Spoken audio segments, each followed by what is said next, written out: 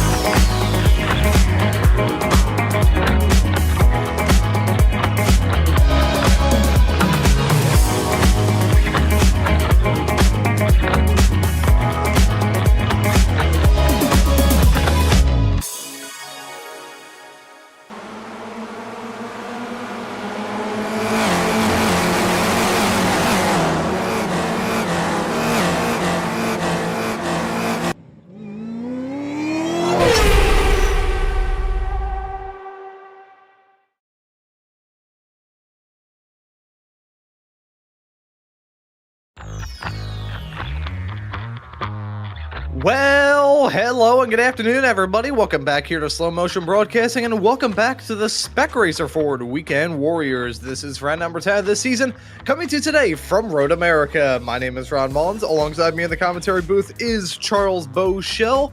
Guido Marzucchi is our producer for today's broadcast. Now, Charles, here at Road America, an old school classic American road racing circuit here in these old school American classic road racing cars. This feels like a match made in heaven, but that heavenly matchup may result in some of these racers maybe feeling a bit too comfortable today. Yeah, familiarity breeds contempt. So it is it is one of those tracks that's raced a lot. And yeah, they run the nationals here. So obviously there's the Spec Racer has some heritage here at Road America in real life, as well as in our series. It's going to be a great race, but there's some really fast cars out there, and the draft is going to play just a huge role in this. And so I'm looking forward to a really fantastic race today.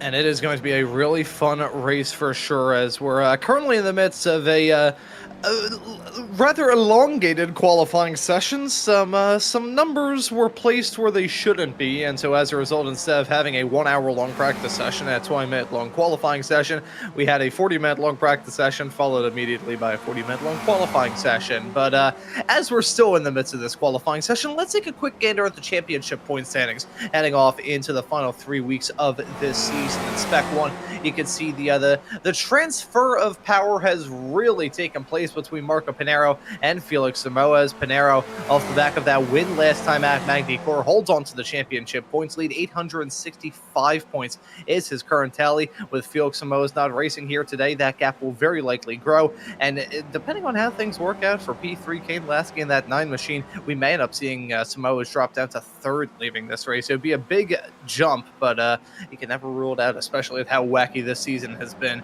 Jason Green slotted in 4th with Josh Shussis, rounding out your top 5 in that class. We'll take a look at Spec 2 now, where as it stands presently, leading that championship class is the sponsor of today's broadcast here on Slow Motion Broadcasting, as he was last week. Dirk Braun in the 525 car leads the point with 568 points, his current tally. Josh Wilkie slotted in P2, Matt Thompson in 3rd, Leonard Keese and Phil Berry round out your top 5 in Spec 2. And we'll take a quick look at Masters, where Antonio Reese has been the master of that category. Unlike the Formula Fords earlier on today, Antonio, I believe, will be racing here in the Spec Racer Fords. 567 points is his tally at the moment, only 30 in front of Tom Gradwell, so really not a lot in it between those two Masters racers. Jeff Furcher, Brad Cathcart, Jörg Monty round out your top 5 in the Masters category, but that Masters Championship fight may very much be on. If Antonio stumbles towards the end of the season, we could very well see that fight get hot. Yeah, absolutely. It is. This is one of those that you could have a incident early and it cost you a good finishing position. So yeah, the points battle still pretty warm for the Masters class. Let's talk about today's keys to the race. Obviously, fast track, lots of draft. You've got 4 or 5 very long straightaways here. That's going to be maximum draft for these cars. So you're going to want to stay tight on the car in front. Secondly, you got the tricky technical section starting at turn 6. So once you come off 5 up the hill into 6, it starts getting a little difficult until you get all the way around into the kink. That's the last little bit, and then you've got Canada corner, and then the final corners before the end of the lap. And then third, expect late race drama. It's this track is just built for runs down to the start finish line. So I'm fully expecting that to be an occurrence that we'll see today, at least from the leaders. Yeah, certainly expecting that late race drama. The last time we saw the Spec Racer Fords run here at Road America was for the Week 13 runoffs this past season in conjunction with the June sprints for the SCCA. So it has been a little while since we last saw these cars around this track, but we're expecting a good one today, to be sure. And to all of you tuning into this broadcast here on Slow Motion Broadcasting, we hope you enjoy the show. And if you do, how about to hit that subscribe button and the notification bell so you never miss out on any of the racing action. Getting up towards the end of qualifying, should be noted at this point in time that Jason Green is your top qualifier, and of course the top qualifier in Spec 1. He holds on to the provisional pole both in class and overall over Eric Luke in P2 by only about a half a tenth. Dirk Braun right there in striking distance. He finished last week's race on track for a Spec 2 win. He finished that race in 5th. So keep an eye out for Dirk Braun to maybe be impressive once again here today. Antonio Reese, top of the qualifiers in the Masters category. But Dirk Braun, he's been very impressive over the past couple of weeks this season. And we're not just saying that because he's a sponsor of today's broadcast with himself and Twisted Reflections Auto Paint. Yeah, absolutely. No, he's had a pretty good run. And hey, shout out to Eric Luke, who hasn't been up near the top of the board very much this season, as he's adjusting to Spec 1. And so yeah, it's so good to see him up there as well, as we're getting ready to do our onboard lap with Jörg Monty. As I try and give myself the Lord's Prayer, I think Monty is potentially... Is he going to give us a lap? I think he may, as we head our way down the start-finish straightaway. Going to be a very long lap this, so Monty trundling his way down the start-finish straightaway. It may feel like he is barely moving, but it is a very slow car this. It's a very long track. It's a very long run down to turn number 1. good overtaking opportunity. I think we'll jump to a lap with Kane Lasky, as he's still looking to get some good lap times at the end of this. Monty not really up to speed, but Kane Lasky right now currently qualified at P6 as it stands right now in the 09 car, the Flower Power machine, powering his way up the hill, under the bridge, onto the start-finish straightaway. You got that draft right in front of you. You can see the miles an hour, 110, 115, may be able to break 120 by the time he gets off to the end of the pit lane. Yes, he does. Going to even scrape 125, 130 before he heads off into the braking zone. Down into turn number 1 he's going to go. A good overtaking spot, fantastic overtaking spot in these draft-heavy Spec Racer Fords. They want to keep a clean run heading all through these opening series of quarters. Very easy to end up in the gravel traps on the outside, and you certainly want to avoid that.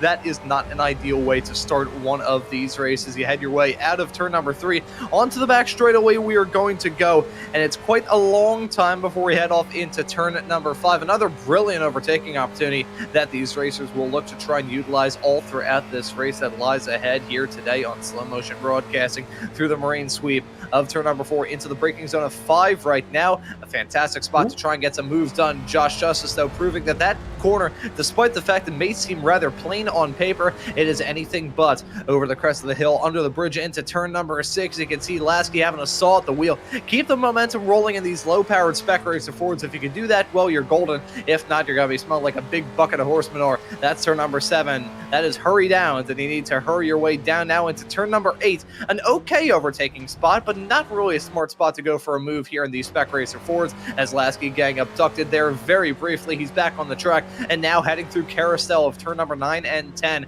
It's such a long turn, they mark it off as 2. The only usual situation you see something like that be used is in the NASCAR world, but out of carousel. Keep that momentum rolling. Now you got to take a big old brave pill as you head your way off into the kink of turn number 11. That is the quickest part of this racetrack by far, the quickest part yet, but you have still got a very quick run through kettle bottoms of 11A and 11B. Still flat out, pretty much just a slight meander over to the left as you head your way down to Canada corner of turn number 12. A fantastic spot to try and get a move done, especially towards the end of this race.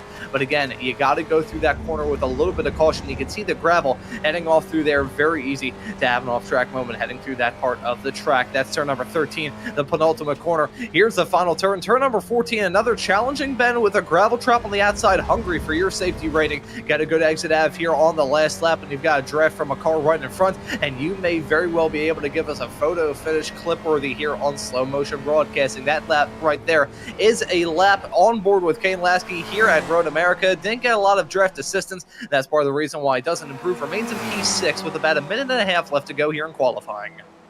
Big bucket of horse manure.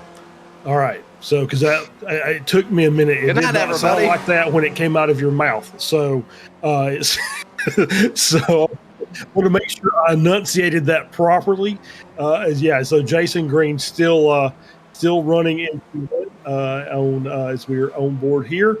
And this is a battle as they're battling during qualifying, which is never a good thing, as you see the 525 car there, Dirk Braun, doing some side-by-side fighting as they're working their way through 7 and then down into 8 with Braun with the inside line. So obviously Dirk feels like he's got some pretty good pace. He's out there out there here at the end of qualifying, just doing some practice battling, getting ready for this race to start between our P1 and P3 sitters there for qualifying positions. So this might be a really, really interesting start to this race. Yeah, it's going to be a very intriguing start with some new names that we haven't seen over recent weeks. Here's Ian Joyner, the usual standout star over on the Formula 1600 side of things on iRacing, and past champion of the Formula Ford Weekend Warriors.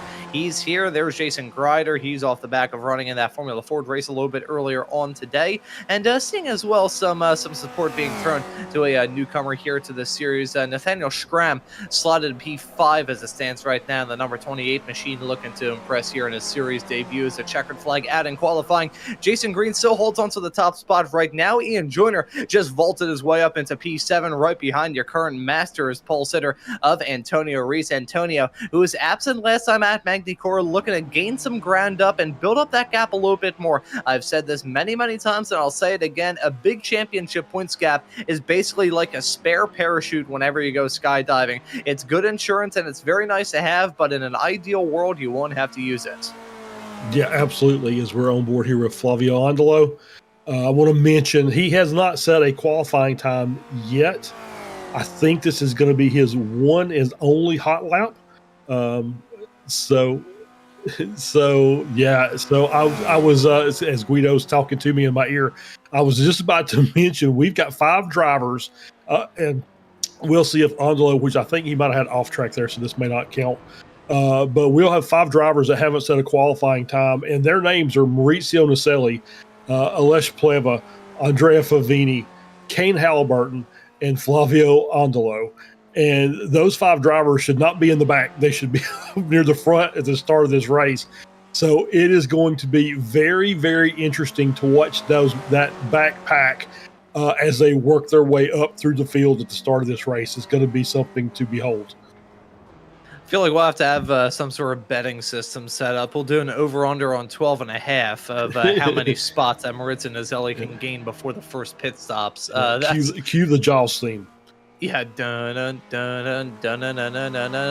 want to get a copyright strike, so I'll swiftly and abruptly move on and talk about this lap from Jason Grider. Not too good through the first 2 sectors, all right through the middle one. He's currently qualified in P28 as it stands right now, so I'm not sure if we will see a gain from him as we're getting very close to the end of this qualifying session. The checkered flag has been out for quite some time. It being an open session, though, mind you, folks, as soon as that clock strikes 0, that just means you can't start another lap. You can still run around this track until iRacing essentially kicks you off, and Grider with no draft assistance probably not going to improve on this lap unless his previous lap he had about 55,000 tons of milk that he was dragging right behind him.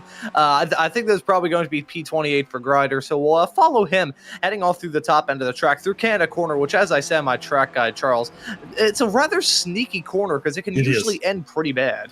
Yeah, it really can. There's you get a lot of battling there. You'll get that late dive cars to the inside, but you really want to hug that inside curbing as you're working your way through there to get the best exit.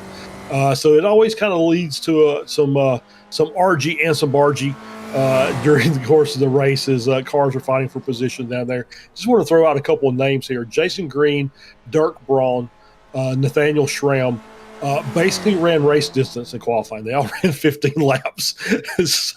so they basically got a race worth of practice in during qualifying. So, there's nothing wrong. Actually, it's not a bad idea. I think you get out there and you just kind of continue to run, come in, get a pit stop, do your fueling, and go back out and run some more. And you get it's as close to race practice as you're going to get without actually being in the race. If it works out well for those racers, they will not mind that one bit. But qualifying has now officially come down to a conclusion. We can take a look at the starting grid for this 10th round of the season here in the Spec Racer Ford Weekend Warriors. And it's going to be Jason Green starting this race from the pole. Eric Luke set to join him on the front row, starting right behind on row number 2. It is Dirk Braun, your current championship leader in Spec 2 and Spec 2 pole sitter for this race, alongside your current Spec 1 championship points leader of Marco Pinero. Nathaniel Schramm will start this race in 5th. Alongside him will be our SMB colleague Kane Lasky starting in 6th. Wolveronio Antonio Reese will start this race in P7 alongside Ian Joyner in 8th.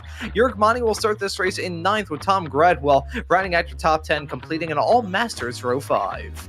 Yep, starting in P11 is Josh Justice. Scott Russell starts in 12th. As we scroll the board, Joaquin Osbeck starting in 13th, Dan Wood starting in 14th. 15th is Hugh Simpkins. Matt Thompson starts in 16th. Chris Thorpe starts in 17th. Andrew Love starting in P18. Josh Wilkie starting in P19. Michael Nelson rounding out your top 20. Peterson Rocha finished starting in 21st. Kurt Nunez starting in 22nd. Ian Gibson starting in 23rd. Jim Brewster 24th. P25 shows Adam Bradshaw, Brad Cathcart in 26th. Kevin Adrian in 27th. Jason Grider in 28th. Maurizio Naselli 29th, Ken Halliburton 30th, Alex Pleva 31st, Flavio Andolo 32nd, Andrea Favini 33rd. Those 5 drivers did not set a qualifying time, and it will be a back-to-front challenge, and we'll see who is the see how fast and how many positions all these guys can make up during the race.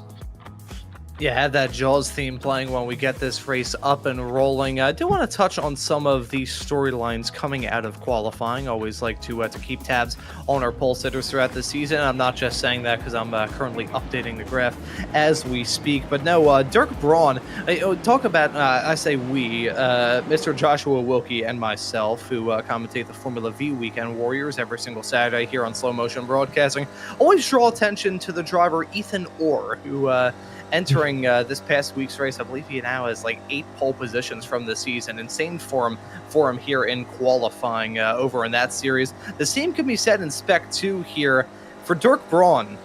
Entering this race, he was on a streak of 5 straight pole positions. He just made it 6th. The last time anybody other than Dirk Braun started a Spec 2 race, started a Spec Racer Forward race from the pole in Spec 2, besides Dirk Braun, was Josh Wilkie at Lime Rock for week number 4. So Dirk Braun been on an absolutely amazing tear towards the end of the season. Yeah, absolutely. And he's sitting back there just behind Eric Luke, starting in 2nd. At Eric, obviously, like I said, still adjusting our reigning defending Spec 2 champion that has been promoted into Spec 1. So he is fighting for an overall win today. But obviously, when he's been out there, it's just been right on the pace. It doesn't matter which class he's in, he's up near the front. And it's good to see another one of those Spec 2 guys up there with him as well.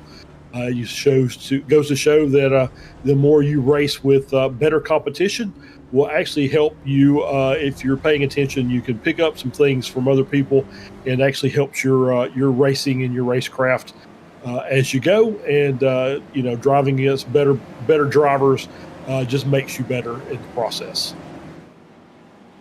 And Eric Luke, nice to see him return to the series. He has taken a couple of weeks off as we've gone through the summer here up in the Northern Hemisphere. Luke kicked this season off with a win at Interlagos, but ever since then, he's begun to fall into the slump that some Spec 1 racers do when they get that promotion up to Spec 2. But he's a fantastic racer.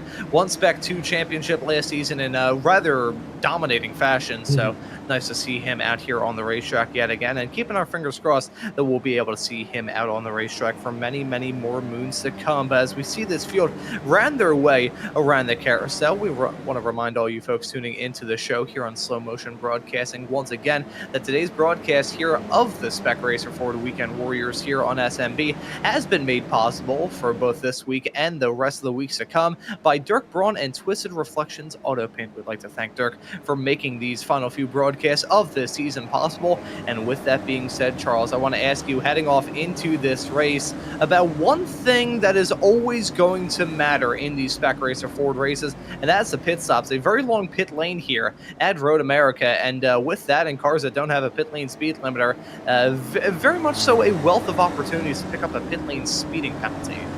Yeah, it really is, because a very, very fast entry. It's a straight line up the hill, and it's a very late braking to get the car stopped, to get it down to pit road speed. So there is plenty of opportunity for making mistakes there. Obviously, on the exit out, you're trying to get up to speed as quickly as you can because you're driving right into the racing line before turn 1.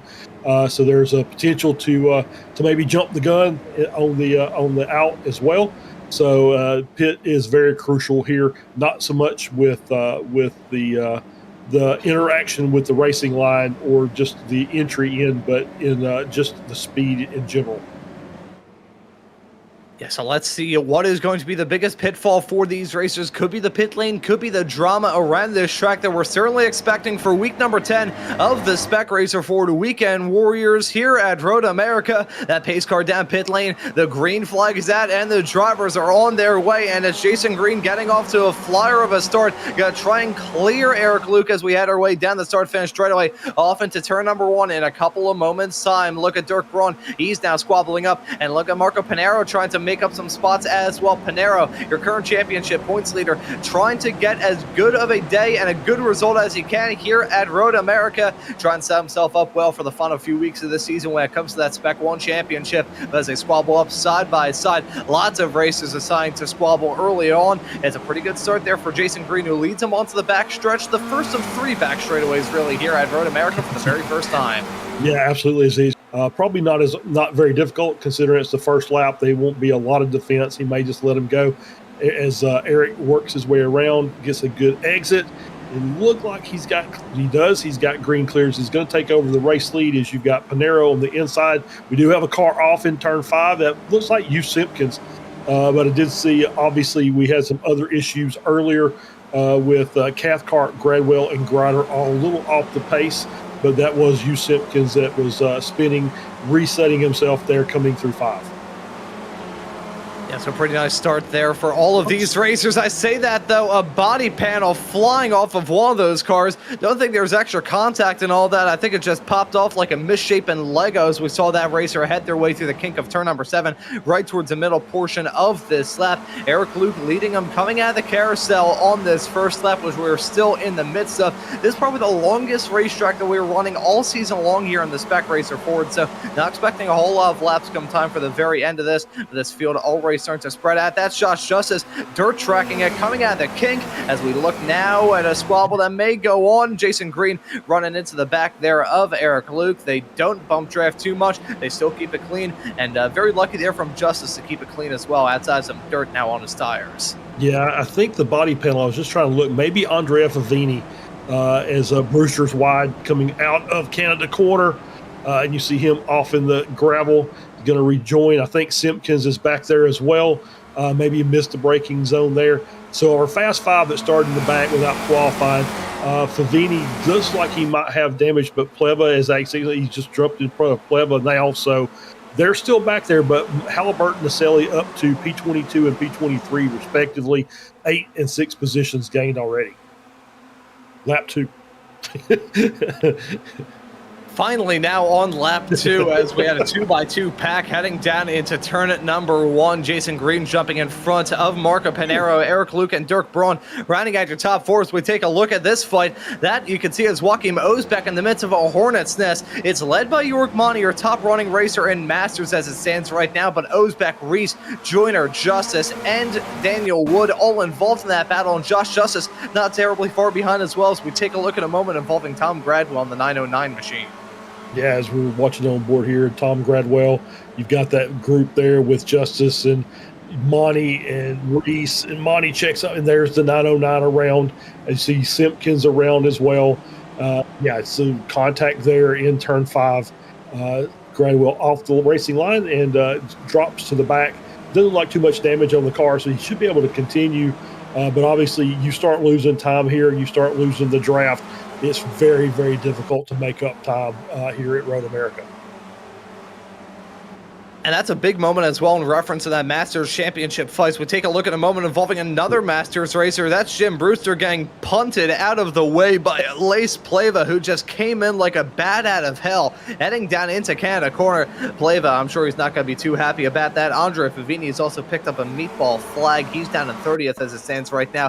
Things not working out for him at all. So we take a look at a moment involving another Masters competitor. That was Adam Bradshaw running right in front of Favini. I think Favini was that one who potentially had that. Actually, no, this was on lap 2. My apologies. That's coming out of the same section that I was going to reference. Out of turn number 6, he goes into the wall. He goes as well, and some huge damage on that 27 car. Yep, they've lost the front end of that car, so that's going to be very, very slow until he can get into the pits and get his fast repair done. As actually Halliburton is now in a battle and has fallen back a little bit. He got kind of shuffled out, so something happened to Halliburton, and Naselli was down, and now he's back up again. so all kind of chaos in the back of this field. Yeah, a lot of chaos going on right now as we there may be another moment here involving Kane Halliburton. Nice to see Kane return here to the Weekend Warriors world, but that's not a good return. A lockup down into Canada corner. Hop, skip, and a jump over the curb, and hop, skip, and a jump over the gravel trap, I should say. Usually see something like that go on with a racer running over a curb, as Jason Green gonna have a little bit of a wiggle heading down to turn number 1 in this pack. He's still battling for that race lead. Kane Lasky may have given him a slight little tap as they had their way down into 1, but Green holds on to P2 in front of, right behind, Nick Fleck, Blarney Quando Fleur, and Marco Pinero holds on to the race lead right now. Jason Green right behind him in tow. He's now going to try and pull out of that tow and get a move done. The swapperoo, all the squabbling going on between these racers. Going to be a consistent thing all throughout this race. We're just going to see that game of Spec Racer Ford 130 mile an hour game of leapfrog. Yep, absolutely, as Lasky's made it through as well. So Green, Lasky, Pinero, your top 3. Was watching Josh Justice, the real life Spec Racer driver, giving the bump draft to Jorg Monty, as we see Scott Russell just a little bit deep there. Oh, and a little side swap there, and I couldn't see who that was coming through. Might have been Andrew Love. Kind of looks like his paint scheme, but obviously Russell getting the worst of that as he was off the track. And some great views there as you're watching Favini and Pleva. Oh, that's not good. Pleva obviously getting contact from, I think, Adam Bradshaw on the outside, and then just gets the pit maneuver, which I don't think that was Bradshaw's intent, but that's just what it hurt. An unfortunate moment for those races, and you were correct there, Charles. It was Andrew Love involved in that moment with Scott Russell heading off into this exact same section of the racetrack, turn number 12. But a hectic start here at Road America for race number 10 of the Spec Racer Ford Weekend Warriors season. Jason Green leading it and nearly led a couple more cars off with him into the gravel trap heading at Canada corner. I fully expect that come time for the end of this 40-minute long race, we are probably going to see the exit of turn 12 on this racetrack look more like a rally special stage than anything else. It's already littered with gravel. It's so stoned that we're off the air. But Jason Green holding on to the race lead over Kane Lasky in P2. Marco Pinero now right behind, but here comes Lasky looking to fight back. Pinero also going to have a mighty run as they head their way down the start-finish straightaway. And look at the newcomer, the 28 of Nathaniel Schramm, making it side by side as they go 3 wide right in front of him. That's Pinero. Schramm now trying to follow in suit. He jumps up into second. Jason Green going to have to try and battle now with Kane Lasky. That's a battle for the final podium spot right now as they head their way out of turn number 1 through 2 into 3 right now. With all these racers battling, look a little bit farther behind. Jorg Monty has caught up to these racers big time. It was only 6 cars battling not terribly long ago. It is now a massive train of the top 11, all within striking distance of each other.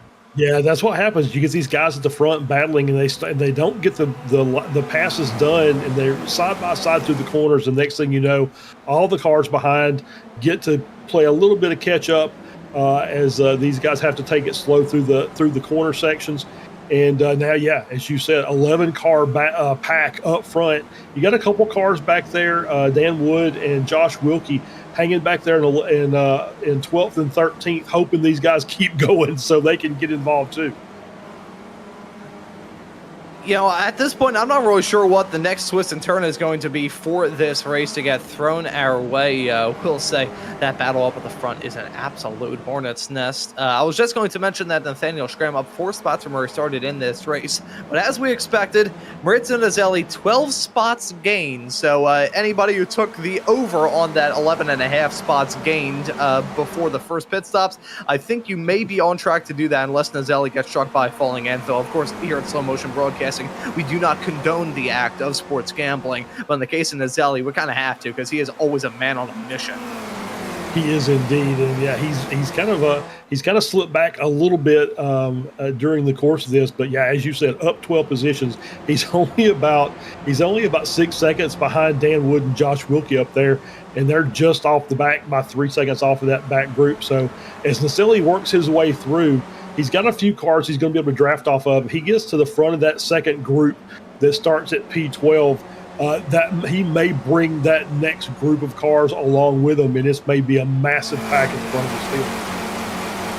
Yeah, I have a feeling that these drivers are just going to be I mean, none of them have any real breathing room at all. It looks like the parking lot of a Walmart on Black Friday is what it does up at the front of the field. Just a line of cars trying to get those half-off flat-screen televisions as they head their way down to one. Jason Green jumping up to the front over Nathaniel Schramm. Gets to the point of one of these races where they go side-by-side so often that he can't even draw attention to it every single time. Look, they're 2x2 right behind. You can see Eric Luke in the midst of all that with himself, Lasky, Monty, and Antonio Reese, as I think Antonio had a moment as well. I gotta feel bad for our producer Guido, who has to be like a chameleon looking at about 16,000 different things at once here. We've got battles all up and down this field. The battling up at the front, still insanity. I have a feeling that at some point in time, this is going to break out into chaos, and not the good kind either.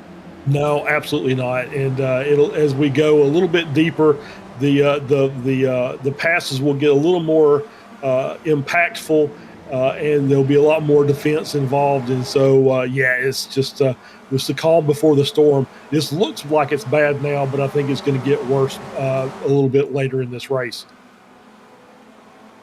I think that may be what the deal is as it stands right now, but we are rather early on into it here for round number 10 of the Spec Racer Ford Weekend Warriors here at Road America. Only 11 and a half minutes into this 40-minute long race, but clearly, I gotta say this, and this is honest, I'm not sure if it's just the way this racetrack is. It very much so is. I'll just say this for the sake of being an ass. We may need to have 40-minute long qualifying sessions every week because these racers are really giving each other hell. Yeah, they really are. It's been a very exciting start to this race as we're watching all sorts of things. We're watching this big 11 car train at the front and just passes after pass after pass. We're watching cars coming from the back, working their way through the field and picking up positions. And Naselli actually falling back down. He's down to P20. Halliburton's up to P18. He's up 12 spots. So these guys that are they're still battling as we see. Contact there between Simpkins and the car behind, and that Simpkins straight into the wall.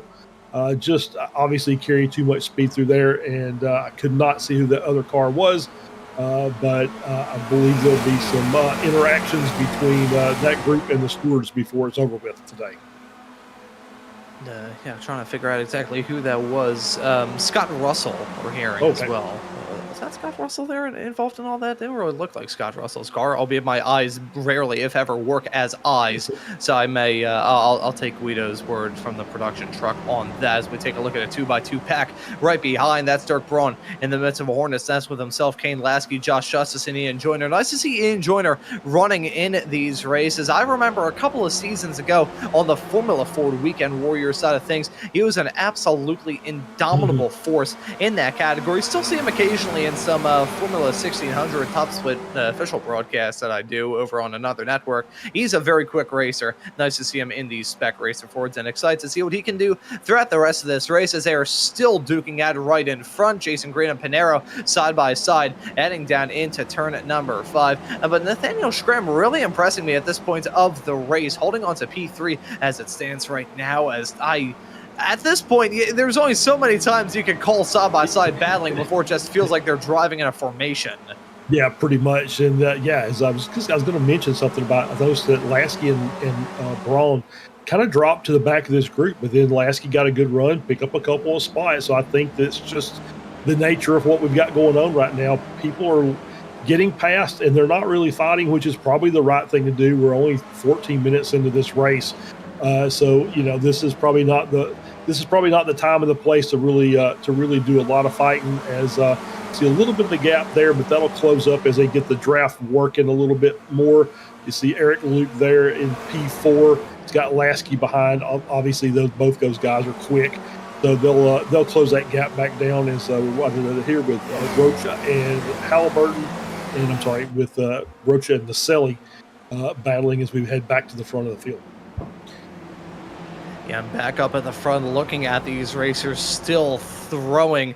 I can't even say they're throwing the kitchen sink at each other. They are throwing bombs at each other. That's basically what we've got going on right now. I want to say, I just think that they're just making passes because they've got so much of a draft advantage. They're just doing it to keep from running into the guy in front. So as we get the very late move to the pits is going to do an early stop. He's going to try the undercut strategy. Would not a bad call here with the heavy draft track. This might be a winning strategy for Pinero. He might get a nice lead out of this, but just depends on where he comes out in that group. If he comes out around Naselli and Halliburton, he might be in pretty good shape.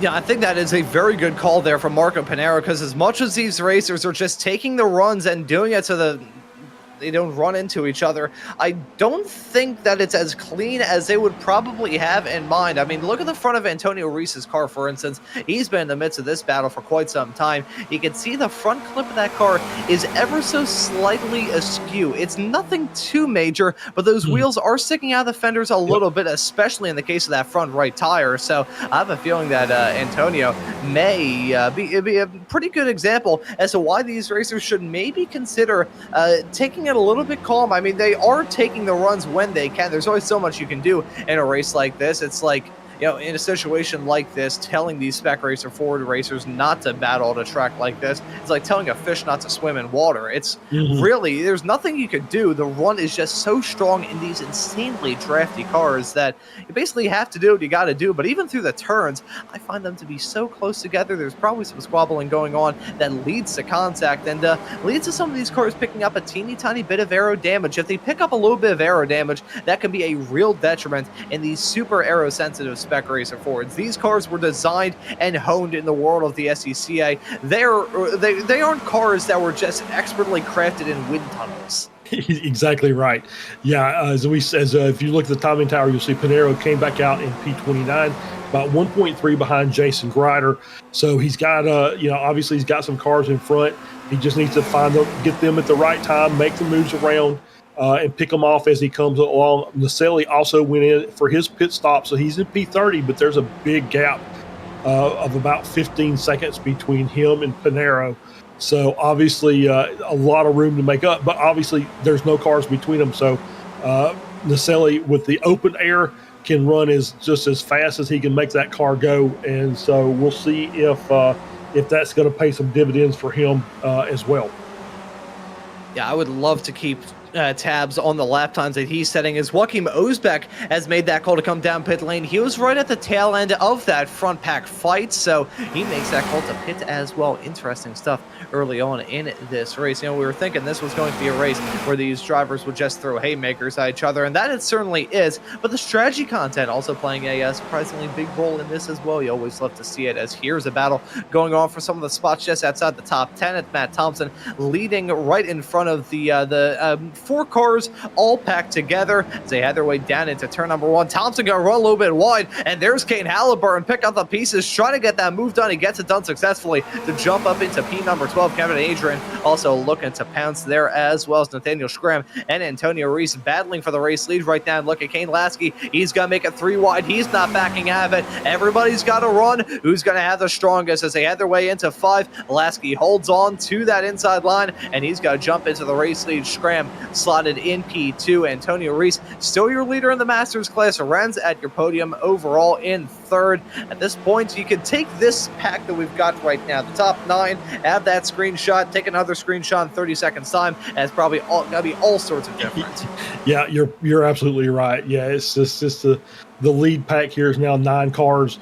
As we've had a couple of cars take to the pits. I did see Gradwell also take his pit stop, so he's came in as on the same lap as Osbeck this lap. So we've got Grider now in. It looks like he's just showing us out of the race, so maybe he had an incident. So we'll see what happens to him as he's maybe in the pits. Can't really tell, or if he's coming out or not. But either way, he looks like he's in the pits. So we'll keep focused on here as we've got Lasky ahead of Schramm, ahead of Reese, Jorg Monty, Eric Luke, just hanging in there in that top 5. And just a little bit of a gap back to Jason Green, Josh Justice, as well as Joyner and Braun. So things have settled down a little bit, but obviously still those runs are just making it very, very easy to make moves and make passes. And everybody seems to be coping with it pretty well. I think everybody's kind of realized this is just going to be par for the course today as we're working our way through as we get to the halfway point here. And we've still got about 20 minutes to go, and still the top 25 cars yet to pit. Yeah, we have still got over half this race left to go, have those pit stops to worry about. I mean, from my perspective as a commentator, I love and hate that news. I love it in the sense that we've got a barn burner to look forward to for the second half here of the Spec Racer Forward Weekend Warriors. But my vocal cords are probably not going to be a fan of me later on this evening. I've still got a show to do tonight, so that is not going to be festive. Antonio Reese Wolveronio jumps up to the front in front of Lasky and Scram and his fellow Masters competitor of Jurg Mani. Dirk Braun still involved in this pack as well. He leads in Spec 1, and Kane Lasky top running of the Spec 1.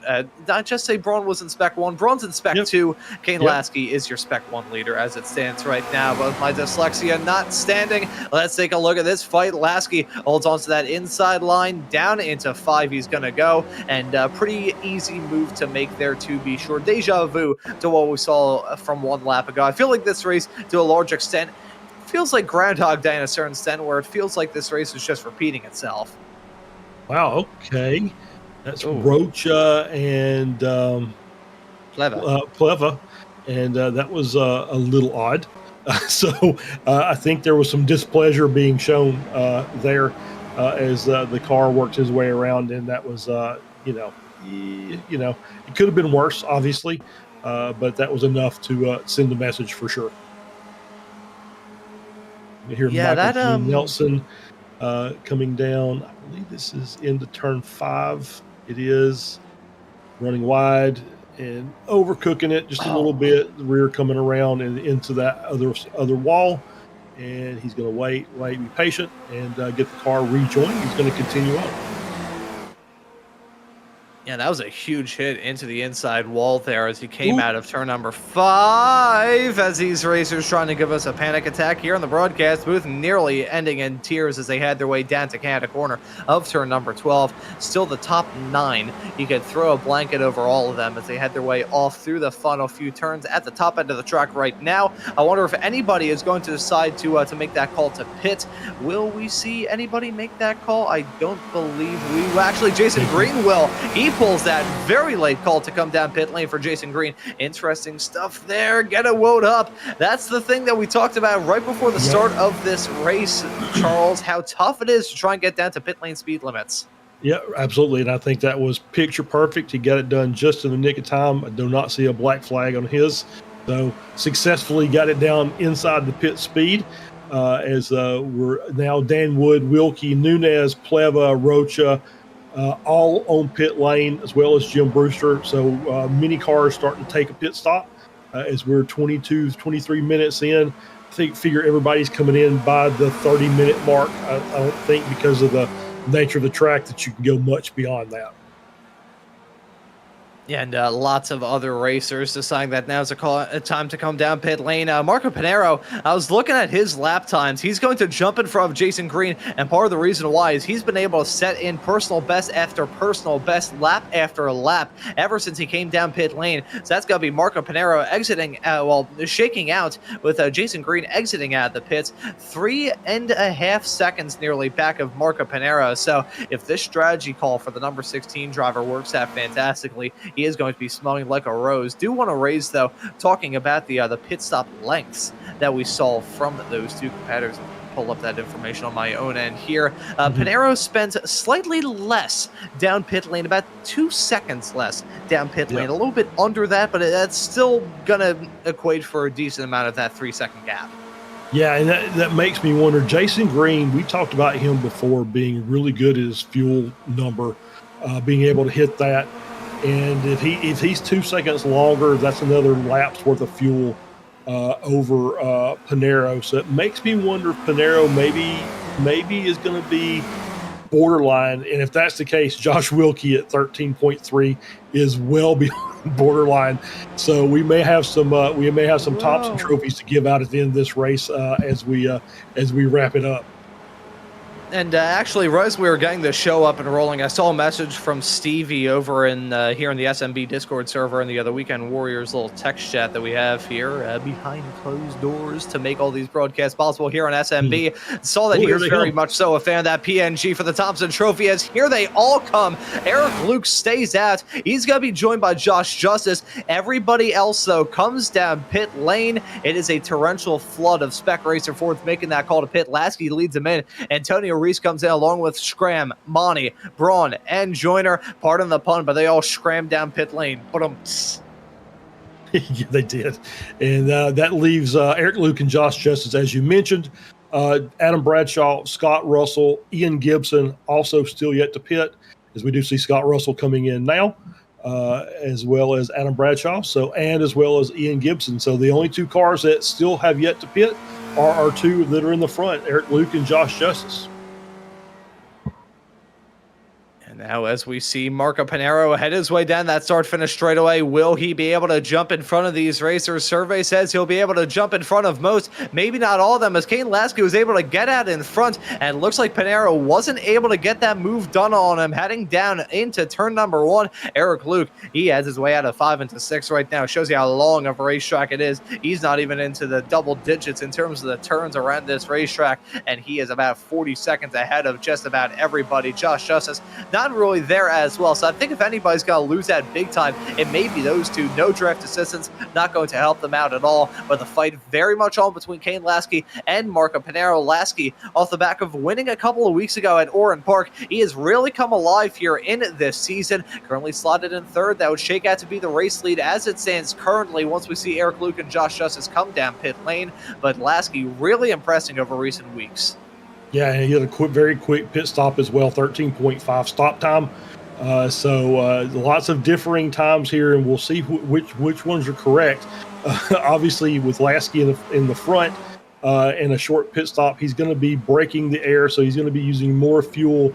And as these guys start fighting, they'll start tightening themselves back up again. You might see Green and Braun and Joyner being able to climb on the back of these guys if they're going to start doing that swap over again. And then once Pinero and Lasky eventually start fighting here, then you may see those guys come back up to them as well. So we may end up with a big pack again. It kind of looks like might have a breakaway with Lasky and Pinero, but not quite out of the woods just yet, as we got their last two, Luke and Justice, into the pits now. And right as those two come down pit lane, these two swap Sparo jumping into what would be the net race lead as a result of those two coming in. Unless Eric Luke and Josh Justice have been able to get monumental fuel numbers, they're going to shake out behind. Here's a squabble between Monty and Reese. Reese runs wide, coming out of turn number 12 of Canada Corner, runs off into the gravel, gets slowed down like he dragged a parachute behind him, and now into P7 he goes. Into the race lead of Masters goes Monty, and here are these two. It's the front two as we expect them to shake out. Once they finally pass Eric Luke and Josh Justice, they're stopped in the pit stall. Pinero and Lasky are not. They're out there on the racetrack at full speed. Eric Luke and Justice, they're going to drop down a couple of spots. Eric Luke slightly going to be closer, though, as Justice really dropping down, but Eric Luke going to be right there to pounce. Yep, absolutely. And Eric Luke filling in that gap between the front two and the second three, as we see that car wide, that SRAM off in turn 1, and he's going to get that rejoined. But obviously, you lose quite a few positions there. It's going to drop down behind Justice, as we're going to get this replay here as we watch it on board with SRAM. And just really wide and just carries too much speed. Couldn't quite get it down to the apex. And you see he struggled and just able to get it recovered, but lost a few seconds on the track. And so now he's going to have to play a little bit of catch up to push Justice up to that next group. And we'll see. The way these cars came out of the pits might be beneficial for these groups coming back together as they kind of chain that draft. As we get closer and closer to the end of this race, I want to remind you folks once again that today's broadcast of the Spec Racer Ford Weekend Warriors is brought to you by Dirk Braun and Twisted Reflections Auto Paint. Dirk holds on to that Spec 2 lead, still slotted in 8th as it stands right now. Josh Wilkie, the next competitor in that Spec 2 class, is slotted down in 12th. I want to touch on the hard charger, who, as it stands right now, just made up another spot. As we mentioned, Josh Wilkie, the commentator's curse, hitting right away. Kane Halliburton, as he dirt tracks it big time coming out of turn number 8. 18 spots gained ever since the drop of the green flag. You know, we were thinking about Nazelli being the hard charger. We were thinking about Flavio Angelo being the hard charger. Those two, they've cut their way through the field like a hot knife through butter in their own regard, as they're up 14 spots themselves. But Kane Halliburton, super quick racer, who I first got to know as a Radical SR10 racer here on the iRacing platform. He is just insanely quick no matter what kind of car you put him in, the Spec Racer Ford being no different. Yeah, absolutely. I've kind of been around Kane as well, doing some special events here and there, and yeah, obviously fantastic racer. Doesn't matter what, just give him the wheel and pedals, and he's ready to go. So it's been fun to kind of watch these guys as they work their way up, and that was kind of what I expected. Obviously, very very fast racers in the back, and did a good job and haven't really caused a lot of chaos. They've managed to work their way up without damaging anybody else's race, as we see that on board here from the nose of Lasky all over the back of Panero there, and you see that Ford engine sitting in the back, and with plenty of open air, getting plenty of air around it, and you see them making their run, and Luke hanging back there, second and a half back, so he's kind of falling back a little bit into that group with Monty, Reese, and Schramm. Well, I'm sorry, Monty and Reese, and Schramm has kind of fallen off back to the group with Wrong, Green, and Justice.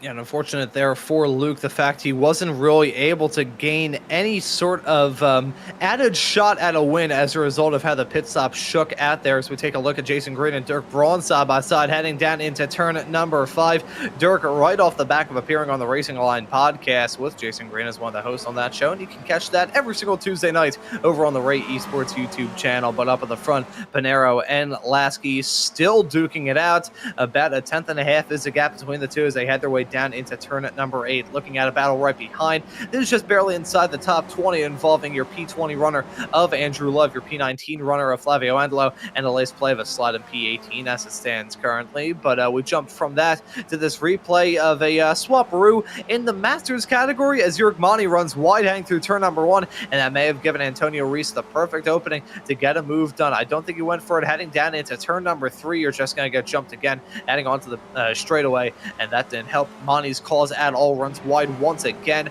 So now Antonio Reese holds on to the lead in that class, but they're once again side by side. That's the thing with the race here, especially with those two who are pretty much itchy and scratchy in the Masters category. You can't really say who's going to be in front of who unless there's about 5 seconds between the two racers. Yeah, you can see these guys that have raced together have been here for a lot of years. Monty and Reese are two of those guys, and they just race hard. They race clean. There will be some mistakes made, but that's once again kind of over and done with pretty quickly. But they just get out there and they just race. And I've always said Monty is, doesn't worry about the fuel strategy, doesn't worry about the fuel mileage, just goes out there and drives it 100% for the entire race. And as we get a bump draft there, so Panero and Lasky, like they're doing a little bit of working together there, trying to stretch that gap. They don't want, once they get ready to start battling, they don't want Luke to get in there quickly and interrupt what they've got going on. So they're doing their best to just try and stretch that gap, so that way when the time comes and they can start battling through corners, they won't make it. It'll be a 2-car battle and not a 3-car battle. I think the best way I could describe that battle between Marco Panero and Kane Lasky, or the lack of a battle as it stands right now, this is a brief truce between these racers, and on cue, I'm expecting Kane Lasky to go for the dive heading down into turn number 5, wipe the both of them out, and then we're going to have Eric Luke on track for a second win of the season. Nope, they are going to remain single file down into turn number 5. Looked that Lasky was maybe going to think about down the inside, but he certainly thought better of it heading down into that turn. Still a decent amount of laps left to go in the race, but not a lot of laps left to go, and being raised by our producer, Mr. Guido Marzucchi, Marzucchi. He may be a little bit biased in this regard, mentioning that there are two racers with the Italian flag right up at the top. Marco Pinero, the Italian, and Kane Lasky, the Italian-American. So we've got a battle between two different ends of the Italian spectrum. Yeah, yeah, Guido is obviously a great producer, and it definitely shows his Italianness every day when we're in here. So it's always fun to hang out with Guido. But yeah, it's two Italian guys in front. Obviously, Pinero is just has dominated this when he wanted to, and it's good to see Lasky up there keeping him honest. So Lasky's relatively new to the series. But obviously he's got really good pace in the car, and that's what I like. Pinero is going to come out on top most of the time, but it's good to just keep him honest and give him a good battle as he's racing instead of these him going off and winning by 12 seconds. So this is much more preferable, and it's more fun to watch for sure. Yeah, it's an enjoyable one that we've had up to this point. Now only 5 minutes left to go here for race number 10 of the Spec Racer Forward Weekend Warriors. Marco Pinero still your overall race leader. Jörg Monty, your leader in Masters, with Dirk Braun, the top running competitor in Spec 2. He's currently got a squabble going on for that overall spot. A reminder to those who haven't tuned into this series before, these racers are scored not based off of their class position, but based off their overall finishing position. So a race win means exactly the same for a Spec 1, Spec 2, or Masters competitor. Doesn't matter what number you have on your car, what sort of iRating you have, or what age you may be. But as we look at this battle now, going on a little bit farther behind, keeping tabs on this, it's Joachim Osbeck involved in the battle with himself, Kane Halliburton right in front, Maurizio Nazelli, Josh Wilkie, and Daniel Wood completing this 5-car pack, heading their way through turn at number 3. Two of the hard chargers from this race involved in that as well. May need to keep tabs on that throughout the end of this. But Marco Pinero actually pulling a gap to himself and Lasky. I think he had a terrible run heading off through the bottom end of the circuit. Yeah, it definitely looks like Lasky maybe lost a little bit of time somewhere, and he's in danger of losing the draft. So he's got to be very careful. But he does have some help in back. So if he does kind of lose the draft, then he's going to pull Eric Luke up, who's now in a position to where he might can get a little sniff off of Lasky and get a little bit closer. So it's once again not done yet. I think we're going to be 2 to go up the line, if I'm not mistaken. It's going to be very close though. Yeah, I'm trying to do the I think we have reached an impasse here in this race. Kane Lasky looks like he's still in the draft, but if he has a small little trip up, he's probably going to lose it, and this may very well assure the race victory for Marco Pinero. If he loses a draft, that will be game, set, match. I believe it will be 2 to go this time by. It will certainly be close. They head their way off through the final sector. It may very well be close. They may very well take the white flag this time by as Marco Pinero runs wide, coming out Canada corner. That's not going to help out his cause one bit, as right as we were talking about Kane Lasky maybe losing the drift, I don't think he will. He's there to pounce. A little bit farther back than he was not terribly long ago, but the draft is still strong in these cars, and he may be able to reel it in. Kane Halliburton, he's gotten struck by a falling anvil over the past couple of moments. A driver, the number 12 car, has now had to tow back to pit lane, but as they head their way onto the start-finish straightaway, the white flag going to be in the air. One more lap of racing action here at Road America, and it's a fight between Pinero and Lasky, as it has been ever since the drop of the green flag, really. These two have given us a good show to talk about, and now it is just them to pounce. Yep, as we're going to see them working their way through one. And so now every corner is critical. You cannot have those wide runs out of the corners. You've got to keep everything on the line. You don't want to lose any speed getting it off track, as Lasky is right there 1/10 back, and he's going to have a good run down here into 5.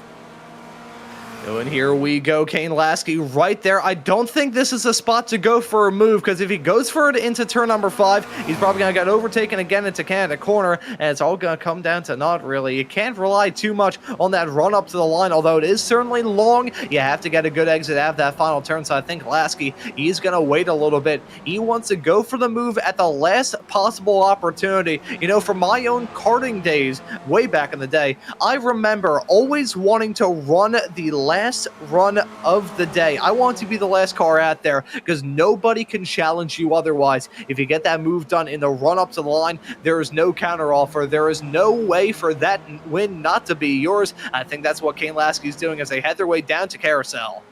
Yeah, absolutely. He's going to be looking for that. So he's just going to run. He's going to stay really close. He's going to work his way around the carousel through the kink into Canada corner, and then he's going to want to set up that move coming out of the final corner and then that run down the front straight to make a move at the end. And, of course, Pinero is going to do everything he can to defend. Yeah, Marco Pinero trying to hold on to this victory. It's a good point stay for him no matter what. Still improving on that Spec 1 championship lead, but he wants another Spec 1 win and the overall checkered flag here at Road America. Lasky not able to get done. Pinero blocking off that inside line masterfully as they headed their way out of Kettle Bottoms, down that back flat-out blast for the final time into Canada corner. It's Pinero leading out of turn number 13. Lasky now has to put all of his eggs into one single basket coming out this turn number 14. Pinero not getting a good run through there. Lasky, though, I'm not sure if he got a great exit. They come out of there. He's close enough. Will he be able to get it done? Pinero gets that wiggle on the snaking movement, trying to break that draft. I don't think it'll be enough for Kane Lasky as they come up to the line. Marco Pinero going to get the victory here at Road America. Kane Lasky going to come up a 10th and a half behind in P2, with Eric Luke completing her podium. Jurg Monty will win it in the Masters category. Dirk Braun going to get the job done in Spec 2, but Pinero doing everything he needed to do on that final lap to hold Lasky off.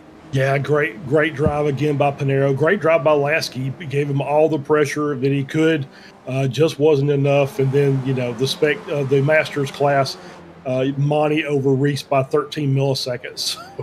So that we got the photo finish out of the lead group for the Masters class win, as we'll get an onboard here. And this is the replay of Halliburton, and this is Osbeck, and just a real quick touch, and that was the end of that. And then into the wall for Halliburton.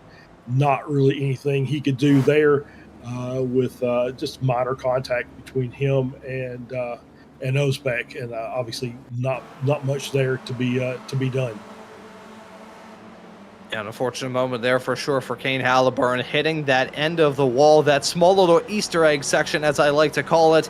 You hit that off, and you'll be able to find the Easter eggs of all the different bits of spot welding done on your race car when your bodywork flies off and pops off your car like a misshapen Lego. But what a race that we had here at Road America today, as I think Adam Bradshaw was involved in his own little drama right towards the end of this race. He's a little bit slow as we head our way down into turn number 7 and 8. I think he just decided to get out of harm's way. Did he potentially run out of gas there? Is that what was going on there? Do we have a Thompson Trophy winner on our hands? That is possible. I don't know the answer to that question. It looked strange. So I do see a black flag. So maybe he had a drive-through pop up there at the last lap, and he said, "You know what? There's no sense in even bothering." And now we've got the... Oh, my goodness. Oh, boy. These racers really know how to tear their crap up. That's Jason. I think he just ballparked it there, the JG. He went on the other side of that barrier. I think he may very well have just ballparked it. So well done to Green. Oh, my goodness. The end of this back straightaway. These racers are coming in like Exocet missiles. That's Petrus and Rocha. You run out of the superlatives to use to describe something like this. Yeah, absolutely. It is true. Great race. Like I said, Lasky did a great job keeping the pressure. Great run in the first half of the race with the 11-car train.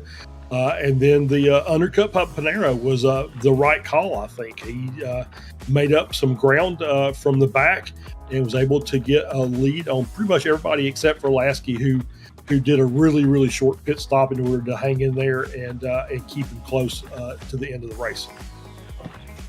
Yeah, I think we're going to take a look at those results because, I'm not really sure what sort of demons these racers tend to unleash here, but it's usually not very good for my vocal cords as I wheeze looking at the janky physics of some of these Spec Racer Fords, but as we see them still burning it down after a very long day of racing action here at Road America. I think we'll take a look at those results leaving this 10th round of the championship. A brilliant race, a brilliant way to get into the final 2 races of this championship, and your championship leader, Marco Pinero, going to get that points haul. He wins it over Kane Lasky in P2. Eric Luke will round out your overall podium in 3rd. Jurg Mani going to walk away with a double win in the Masters category today, so well done to Jurg. He wins it over Antonio Reese, slotted in P2 of the Masters competitors, P5 overall.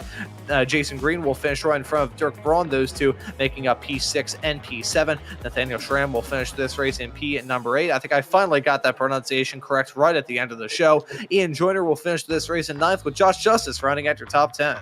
Yeah, Maurizio Naselli finishing in 11th, so great run by him, up 18 positions. Josh Wilkie finishing in 12th, getting P2 in Spec 2. Dan Wood finishing 13th. Joaquin Osbeck in 14th. Alice Pleva in 15th. Kevin Adrian, final step on the Spec 2 podium, finishing in 16th. Flavio Andolo finishes in 17th. Andrew Love finishing at 18th. Matt Thompson finishing in 19th as we scroll the screen. Kurt Nunez getting the final step of the Masters podium in P20. Tom Gradwell, P21. Chris Thorpe, P22. 23rd is Scott Russell. Peterson Rocha finishing in 24th. Jim Brewster in 25th. M. Gibson finishing in 26th. Andrea Favini finishing in 27th. Brad Cathcart finishing in 28th. Jason Grider finishing in 29th. Adam Bradshaw finishing in 30th. Kane Halliburton 31st. Michael Nelson 32nd. And Hugh Simpkins finishing in 33rd. So those are your results at the end of this race here. Round number 10 of the Spec Racer Forward Weekend Warriors here at Road America. Marco Pinero is your race winner, but he usually does not join us here in the broadcast booth because I don't believe he speaks many words of English. He's a very quick racer, though. I would try speaking in Italian to him, but Guido would kill me. I was going to say, we need to get Guido to translate. That's what we need, is we need to get Pinero in here for an interview and have Guido do the translation for us. Or we could just swap it up. We can get out of the broadcast booth early and have Guido do the interviews. Guido, that's even better. That's even better. I can go crack a beer. That's okay. Guido with a fine point there. That he's Italian but lives in Germany, so he probably does speak English. Well, he'll definitely speak German, I would think, but English is probably part of it as well. See, as much as I'm terrified about speaking Italian at risk of Guido killing me, I'm pretty sure if I spoke German, my ancestors would come back to me as ghosts and haunt me for the rest of my life. But we got some drivers up there in the broadcast booth that want to have a chat with us. I think we will start off by bringing in our P3 finisher at the end of this race, your reigning Spec 2 champion and winner, well, earlier on this season at Interlagos, Eric Luke, joining us now here in the broadcast booth. Eric, welcome in.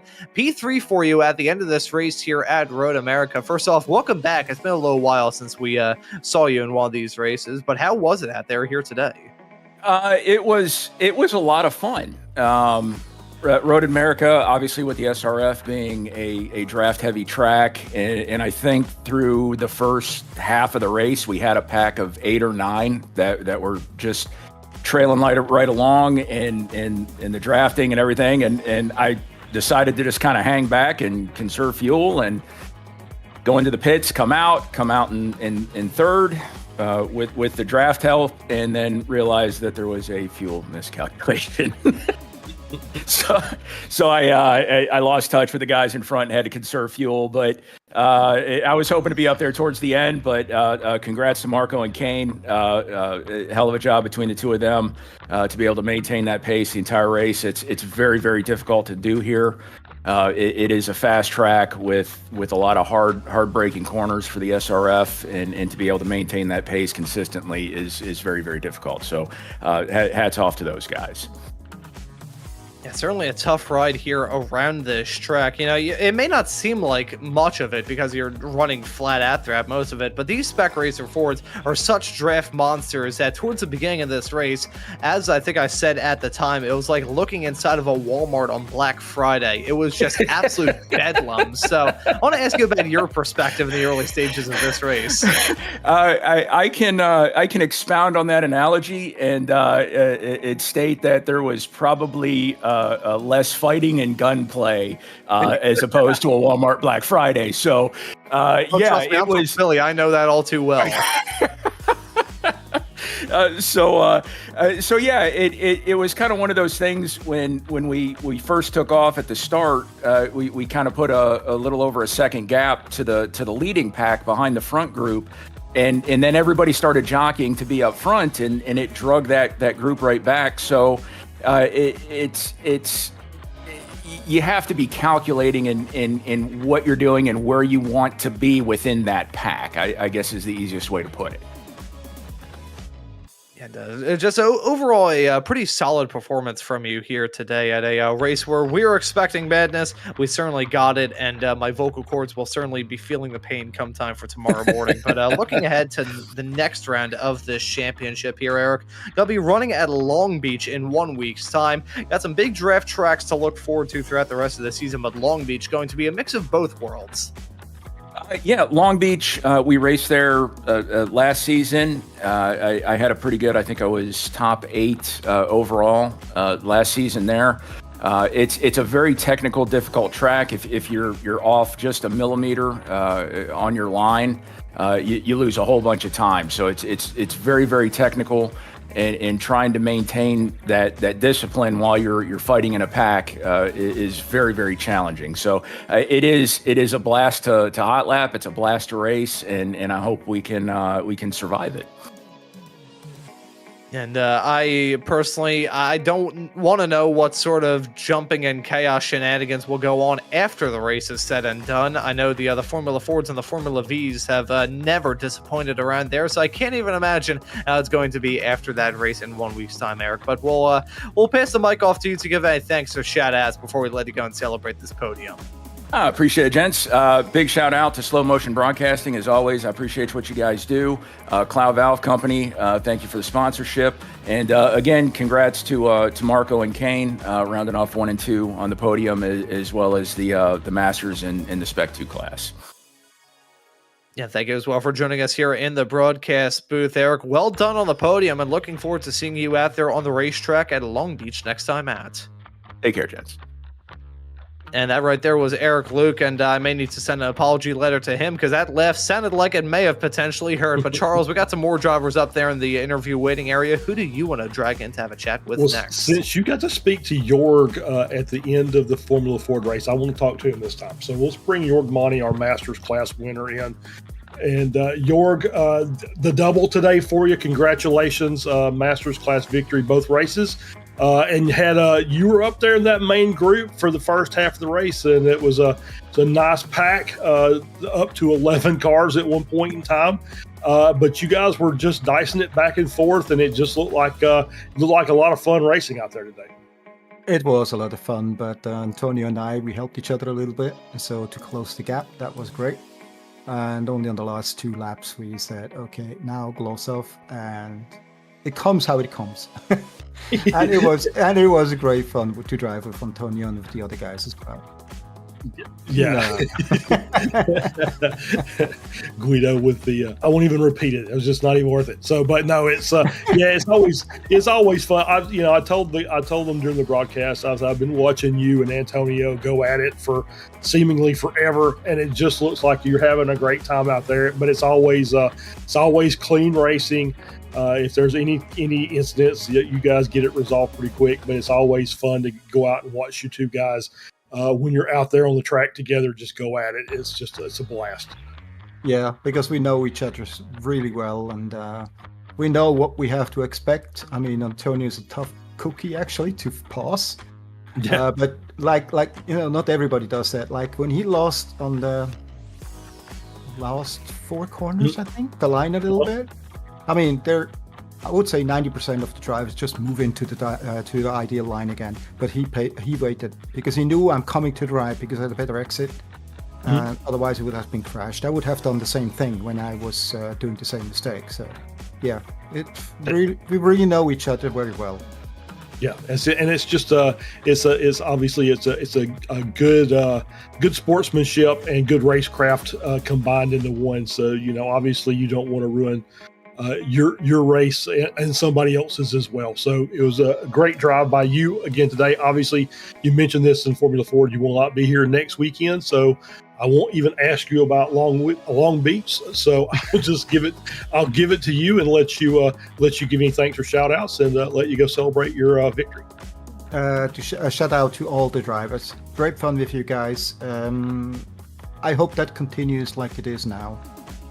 Does not get it too aggressive anymore as it used to be a few times. I really hope for that. I hope that as well for Stevie, so we can keep that league competitive as long as it gets. Absolutely, I completely agree. Jorg, thank you very much, and we'll see you the next time we see you. Okay, good night, guys. All right, take care. Oh, and I think I dragged him out a little bit too early there. That right there was Jörg Monty joining us here in the broadcast booth. I know, you rat bastard. Alrighty, we'll have a chat. We got two drivers up there. I think we'll bring in the sponsor of today's broadcast, Dirk Braun, here in the broadcast. But actually, I think Charles, I'll pass the mic off to you to have a chat with Dirk Braun, because he was not only our winner in Spec 2, but he is also the sponsor of today's broadcast and also a veteran much like yourself. So I'll let you have a chat with him. Yeah, absolutely. We'll bring Dirk in here. Dirk, back-to-back Spec 2 victories. Congratulations. It looked like as we've talking to the other guys, looked like a really fun race out there. Lots of drafting and passing, and a mistake here and there, but overall, really clean race. Yes, sir. Yeah, qualifying P3, I got to give that up to Eric, Luke, and Nate. Those guys, they pulled me along to be able to get that qualifying. But yeah, I love this track. So, I mean, there's always close racing here. You know, luckily it did turn into a big old mishap, and we didn't die. But yeah, I love this track. I had a blast. Yeah, you could just tell that everybody was having fun out there. So you ended up getting the, probably not as high as finishing position as you would have thought from the start with the P3 in qualifying, but still getting the Spec 2 victory's got to feel pretty good though. Yes, it does. Yeah, I knew going into the race after I qualified in P3 that, I was going to stay there for long because I had some very fast guys behind me. So, there was no misconception about that. But, yeah, man, I still had a blast. You know what I mean? And, congrats to those guys. Yeah, absolutely. And so, next week we have Long Beach, obviously much, much different track than what we've dealt with here. Very technical, very specific on how you have to drive. And so what are your thoughts going into that? Yeah, Long Beach, I've done a couple races on, not one of my favorite tracks, but I'm still looking forward to it. You know what I mean? It's that long straight that we've got there. That's, good draft central again. Mm-hmm. Looking forward to that one also. All right. Well, Dirk, congratulations, and we'll give you the floor.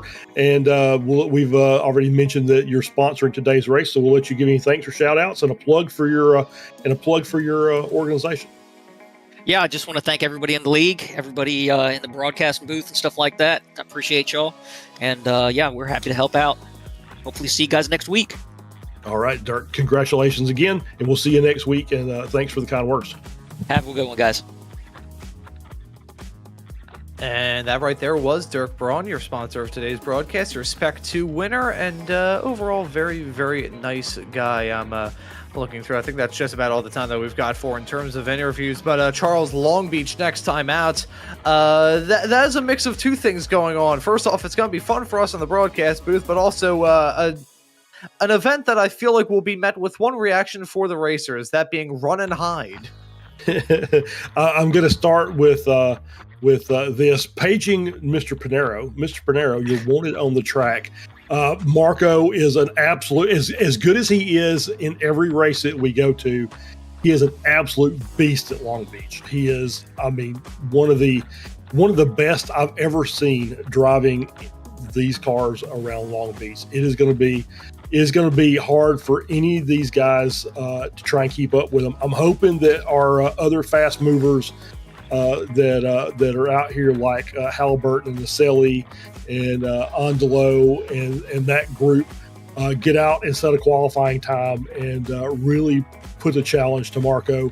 Otherwise, we're in for a very long day. But he's just that good. So it's going to be fun to watch nonetheless, because obviously anything can happen when you're on a track like that. It only takes one mistake to take out half the field.